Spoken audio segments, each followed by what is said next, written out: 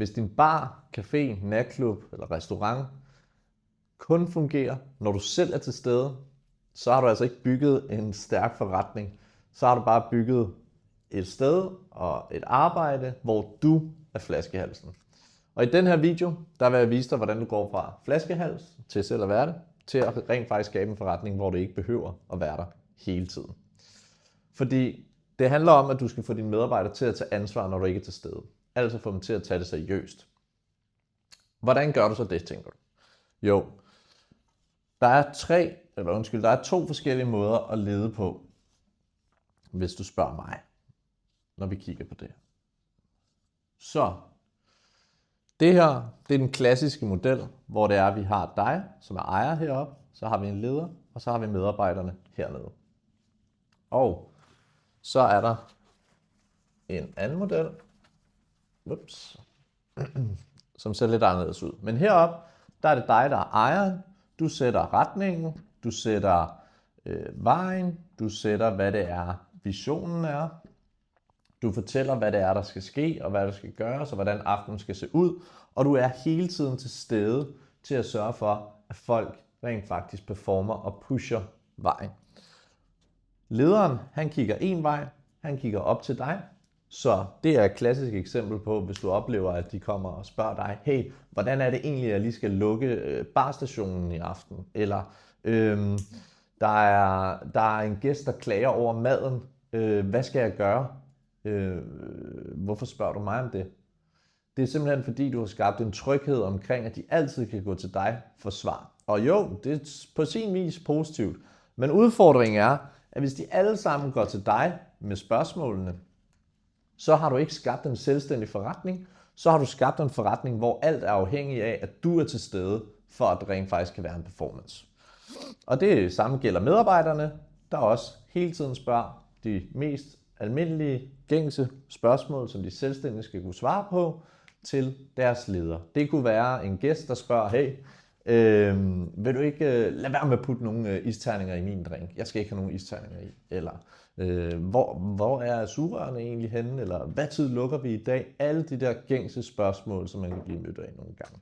Så er spørgsmålet, hvad gør du i stedet for? Jo, så det her, det er den traditionelle form for ledelse. Min teori ser sådan her ud. Fordi det, jeg fandt ud af, det er faktisk, at i stedet for, at det er dig, der dikterer, hvad det er, de forskellige positioner skal gøre, så er det faktisk meget nemmere. Meget svært at tegne på hovedet. Det er dem, står for medarbejdere. Så er det meget nemmere, hvis du rent faktisk får medarbejderne til at tage ansvar for det. Fordi hvis du får medarbejderne til at tage ansvar for, hvad der rent faktisk er, der skal rykke sig, og de lige pludselig er i toppen, til at bestemme, hvad er det egentlig, der skal gå hele vejen igennem, og måske også en dag informere dig. De informerer lederen, hey, vi mangler faktisk sugerør. Vil det ikke være smart?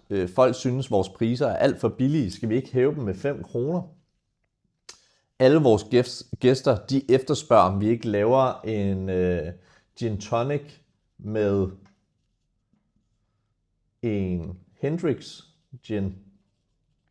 Hvorfor har vi så ikke Hendrix gin? De ved lige præcis, hvad det er, der bevæger sig inde på dit venue. De har fingrene ned i mulden weekend efter weekend og banker timer derudad og ved, hvad det er, der rykker sig. Jo, så tænker du, hvad er så ham hers ansvar, og hvad er ejerens ansvar? Det skal jeg fortælle dig. Tag den sort i stedet for. Så ejerens ansvar, det er stadig at sætte retning. Du skal stadig sætte retning sammen med lederen i en samspil. Men det, der er endnu vigtigere, det er, at du fortæller visionen. Vores vision, det er, at vi gerne vil være det sted, der laver den allerbedste gin tonic. Vi er det sted, som altid har brætspil tilgængeligt til alle vores gæster. Hvad end det nu kan være, så er det dit ansvar at fortælle, hvad det er, visionen er. Vi vil gerne være den bar, der har flest udvalg af forskellige specialøl. Hvad det nu end kan være. Det er præcis også det, jeg gjorde med mange af de steder, jeg har haft ansvaret for. For eksempel gik jeg ind og sagde, at jeg vil gerne være med til at skabe den allerbedste natklub. Og hvad indebærer så det? Jo, det spurgte jeg så personalet om, og det vi faktisk kom frem til, det var, at det indebærer, det er service. Fordi man desværre ofte oplever, at servicen ikke nødvendigvis er helt i top. Og hvad indebar det så? Jo, det lavede vi en workshop om, hvor kigger vi faktisk, hvad er service? Det er noget at gøre med ventetid, altså den skal være lav. Det kunne være fair priser. Det kunne også være, at alle er velkomne. Og på den måde, så var det rent faktisk medarbejderne, der fandt ud af de parametre, som de gerne vil være med til at bidrage i. Og når medarbejderne selv har sagt, at vi rigtig gerne vil sørge for, at der er lav ventetid på at komme ind til borgere, eller til oplevelsen generelt set, eller i baren, for at få den her gin tonic eller speciel øl, så er det rent faktisk også dem, der lever op til det. Så er det ikke lige pludselig dig, der skal punke og fortælle og gøre og pushe dit budskab igennem. Nej, så efterlever medarbejderne faktisk selv de ting, som de har sagt. Det er også det, man kalder podcommittelser. Og på den måde bliver det meget nemmere for lederen også at opretholde den agenda og den performance, som der rent faktisk skal til, fordi du kan begynde at sige og formulere, hey, hvad var det egentlig, vi havde aftalt, og hvorfor var det, vi skulle gøre X, Y, Z. Så på den måde, så undgår du at blive flaskehalsen, og derved får du skabt en masse selvstændige medarbejdere i din forretning, og så får du en trivende forretning, hvor du som ejer ikke skal være der hele tiden. Så lad mig bare lige prøve at opsummere. Det handler om, at du skal gå fra kaos til struktur, til at få nogle mennesker til at tage ansvar, især når du ikke er der. Det er den eneste måde, du rent faktisk kan sørge for, at der er nogle klare roller, der er nogle åbne luklister, der er nogle standard operation procedures, altså nogle generelle procedurer i følger. Der er en briefing før vagt, så alle ved, hvad deres ansvarsområder er. Der er nogle tydelige standarder, en kultur, som medarbejderne har været med til at skabe og skaber aktivt. Fordi det er essentielt for, at du rent faktisk får en forretning, der skal trives, uden at du skal være til stede 24/7. Så tænker du, hvad skal jeg så som ejer? Det lyder jo alt sammen mega nice. Jo, selvfølgelig vil det være magisk, hvis det bare bliver eksekveret sådan her. Faktum er, at du som ejer har et ansvarsområde, og du skal sørge for opfølgning. Uanset om I har skrevet de her værdier, eller de her ansvarsområder, eller de her åbne lukkelister, eller hvem det er, der har ansvaret for, at der altid er øl i fustagerne, eller hvad det kan være, så er det dit ansvar at opfølge på de procedurer og regler og struktur, som I har aftalt. Og når du så har aftalt det med dine medarbejdere, og du har dannet strukturen, og du er kommet væk fra kaoset, og du har skabt en forretning, hvor du ikke længere er flaskehalsen.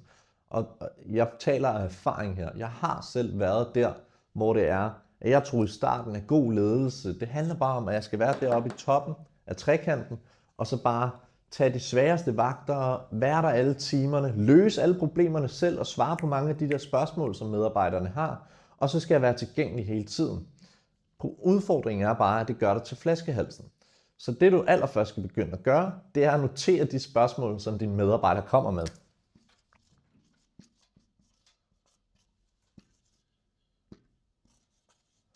Fordi når du begynder at kunne notere dem, så kan du se, hvad der er, der rent faktisk går igen og igen, og det betyder, at der mangler en procedure, eller at der er en standard, der skal sættes i forhold til den struktur, fordi at folk har spørgsmål omkring det. Og når du begynder at bygge den struktur, så begynder du også at være tydelig i forhold til, hvad det er, der rent faktisk forventes af folk, og hvad det er for en vej, du gerne vil gå hen, og hvad visionen er osv. Og så lige pludselig så opnår du en standard, og det er den standard, som medarbejderne rent faktisk efterlever, og så helt kontinuerligt, så når der bliver ansat en ny, så er det stadig standarden, og du skal ikke ind over, fordi det er medarbejderne og venueet, der har de standarder til rent faktisk at lykkes. Og hvis du sidder derude som ejer eller leder og føler, at alt afhænger af dig, og du er flaskehalsen, Men så start ikke med at spørge, hvorfor er der ikke nogen, der tager ansvar, og hvorfor tager folk det ikke lige så seriøst som mig? Nej, du skal starte med at spørge, har jeg bygget en ramme omkring mit venue, hvor ansvaret faktisk kan tages? Fordi bundlinjen, den bliver skabt igennem mennesker. Hvis der ikke er nogen medarbejdere, der er motiveret og rent faktisk tager ansvar omkring at skabe en god forretning, så kommer du ikke til at lykkes. Fordi det er dem, der har fingrene ned i mulden og rent faktisk performer og sælger drinken og skaber service osv. Og det sker kun ved, at du leder menneskerne, medarbejderne ordentligt. Hvis du synes, at den her video bare har været nogenlunde givende, og den har skabt lidt genklang med dig, så smid lige en god kommentar nede i kommentarfeltet, og ellers så ses vi bare næste gang. Tak for sådan noget.